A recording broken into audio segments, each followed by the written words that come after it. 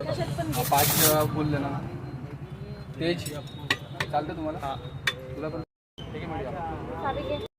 आज ना आम्ही आलो होतो नागपूरची फेमस डिश म्हणजेच तर्री पोहे खायला. आणि इथली गाड्यांची गर्दी बघूनच तुम्हाला कळलं असेल की नागपूरमध्ये तर्री पोहे इतकी फेमस आहेत.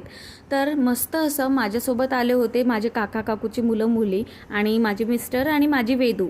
आम्ही सगळ्यांसाठी मस्त एक्स्ट्रा स्पायसी तर्री पोहे मागवले सोबत लिंबू. आणि माझ्या वेदूसाठी ना आम्ही फक्त पोहे घेतले होते. तिने खूप आवडीने ते पोहे खाल्ले आणि आम्ही पण खूप एन्जॉय केले. खूप स्पायसी आणि टेस्टी होते. त्याच्यानंतर आम्ही गेलो होतो समोसा खायला. इथे खूप फेमस शंभू कॅन्टीन आहे. त्या शंभू कॅन्टीनमध्ये बरेचसे स्नॅक्स मिळतात, तर्री पोहा पण मिळतो. पण इथला जो सगळ्यात फेमस डिश आहे ती म्हणजे कढी समोसा. इथला कढी समोसा जर तुम्ही खाल ना तर परत परत खाल.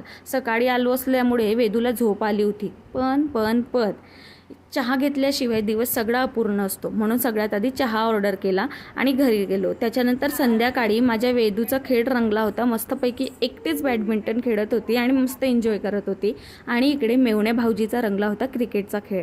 चला, अशा व्लॉगसाठी सबस्क्राईब करा. भेटू, बाय.